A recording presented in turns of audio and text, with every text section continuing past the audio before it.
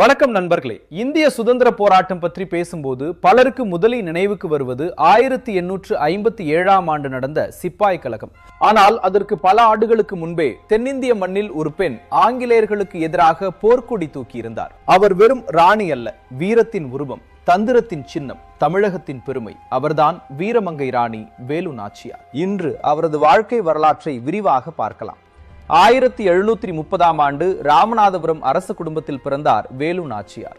அவர் சாதாரண அரச குடும்ப பெண்ணாக வளர்க்கப்படவில்லை. சிறுவயதிலிருந்தே போர் பயிற்சி அளிக்கப்பட்டது. வாள் சண்டை, குதிரை சவாரி, வில் வித்தை, சிலம்பம் எல்லாவற்றிலும் தேர்ச்சி பெற்றார். அந்த காலத்தில் பெண்கள் அரண்மனைக்குள் மட்டுமே இருக்க வேண்டும் என்று சமூகம் நினைத்த போது வேலு நாச்சியார் போர்க்களத்திற்காக தயாராகி கொண்டிருந்தார். தமிழ், தெலுங்கு, உருது, பிரெஞ்சு மற்றும் ஆங்கில மொழிகளையும் கற்றிருந்தார் என்று வரலாற்று குறிப்புகள் கூறுகின்றன.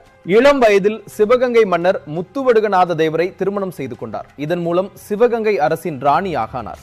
மக்கள் நலனில் அக்கறை கொண்ட அரச தம்பதிகளாக அவர்கள் அறியப்பட்டனர். சிவகங்கை நாடு வளமாக இருந்தது. ஆனால் அந்த வளத்தை நோக்கி ஆங்கிலேய கிழக்கிந்திய கம்பெனியின் கண்கள் திரும்பின. 18ஆம் நூற்றாண்டில் ஆங்கிலேயர்கள் இந்தியாவில் தங்கள் ஆதிக்கத்தை விரிவுபடுத்திக் கொண்டிருந்தனர். 1772ஆம் ஆண்டு ஆங்கிலேய படைகளும் அவர்களுடன் இணைந்த சில சக்திகளும் சிவகங்கையை தாக்கின. காளையார்கோவில் அருகே நடந்த போரில் மன்னர் முத்துவடுகநாத தேவர் வீரமரணம் அடைந்தார். ஒரே நாளில் தனது கணவரையும் அரசையும் இழந்தார் வேலு நாச்சியார். பலர் அந்த சூழ்நிலையில் சரணடைந்திருப்பார்கள். ஆனால் வேலு நாச்சியார் அப்படி இல்லை. அவர் பழிவாங்க முடிவு செய்தார். தன் மகள் வெள்ளாச்சியுடன் உயிர் தப்பி வெளியேறினார். பல ஆண்டுகள் மறைந்து வாழ்ந்தார். அந்த காலம் அவருக்கு மிகவும் கடினமானது.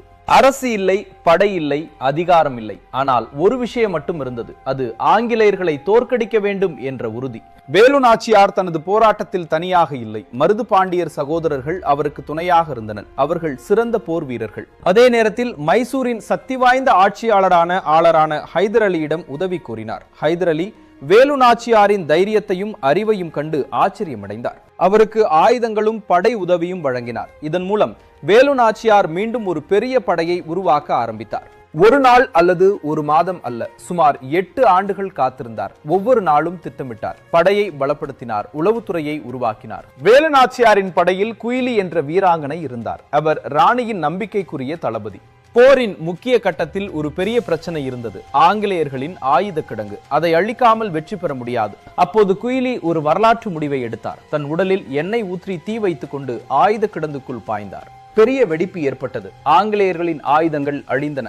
இந்திய வரலாற்றில் பதிவு செய்யப்பட்ட முதல் தற்கொலை போர் வீரராக குயிலி கருதப்படுகிறார்.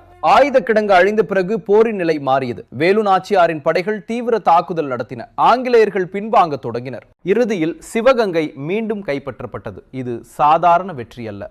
ஆங்கிலேயர்களை தோற்கடித்து தனது நாட்டை மீட்ட முதல் இந்திய பெண் ஆட்சியாளர் என்ற பெருமையை வேலு நாச்சியார் பெற்றார். வெற்றி பெற்ற பிறகு அவர் பழிவாங்கும் ஆட்சியை நடத்தவில்லை. மக்கள் நலனுக்கு முக்கியத்துவம் கொடுத்தார். விவசாயம், பாதுகாப்பு, நிர்வாகம் ஆகியவற்றை மேம்படுத்தினார். ராணி லட்சுமிபாய் பற்றி இந்தியா முழுவதும் தெரியும். ஆனால் அவருக்கு முன்பே ஆங்கிலேயர்களை எதிர்த்த வேலு நாச்சியார் பற்றி ஏன் அதிகம் பேசப்படவில்லை? வேலு நாச்சியார் நமக்கு சொல்லும் மிகப்பெரிய பாடம் என்னவென்றால், சூழ்நிலை எவ்வளவு கடினமாக இருந்தாலும் நம்பிக்கையை இழக்கக்கூடாது. தோல்வி என்பது முடிவு அல்ல. 8 ஆண்டுகள் போராடி தனது நாட்டை மீட்டார். ஆங்கிலேயர்களுக்கு எதிராக போர்க்கொடி தூக்கிய முதல் இந்திய ராணிகளில் ஒருவராக வரலாற்றில் நிலைத்து நிற்கிறார். அதனால்தான் இன்று நாம் அவரை மரியாதையுடன் நினைவு கூர்கிறோம். வீரமங்கை ராணி வேலு நாச்சியார் ஒரு பெயர் அல்ல, தமிழகத்தின் வீரத்தின் அடையாளம். நன்றி.